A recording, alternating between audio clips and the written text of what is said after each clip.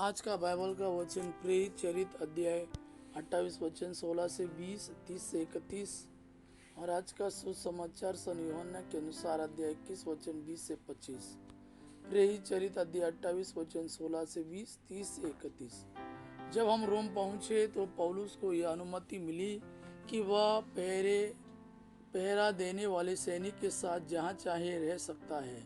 3 दिन बाद पौलुस ने प्रमुख यहूदियों को अपने पास बुलाया और उनके एकत्र हो जाने पर उनसे कहा, भाइयों, मैंने न तो राष्ट्र के विरुद्ध कोई अपराध किया और न पूर्वजों की प्रथाओं के विरुद्ध, फिर भी मुझे बंदी बनाया और यरूशलेम में रोमियों के हवाले कर दिया गया है।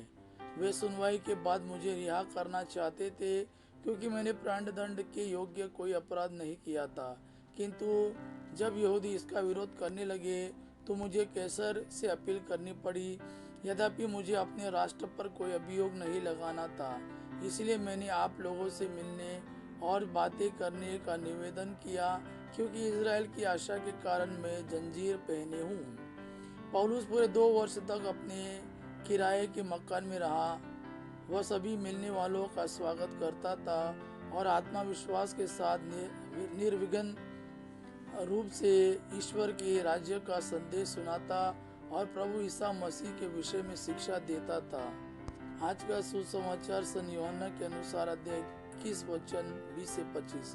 पेतरुस ने मुड़कर उस शिष्य को पीछे पीछे आते देखा जिससे ईसा प्यार करते थे और जिसने व्यारी के समय उनकी छाती पर झुककर पूछा था, प्रभु वो कौन है जो आपको पकड़वाएगा?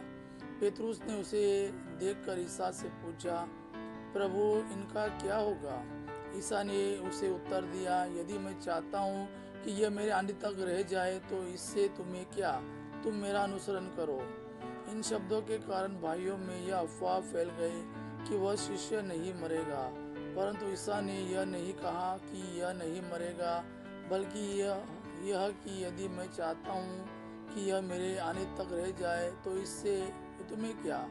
यह वही शिष्य है जो इन बातों का साक्ष्य देता है और जिसने यह लिखा है। हम जानते हैं कि इसका साक्ष्य सत्य है।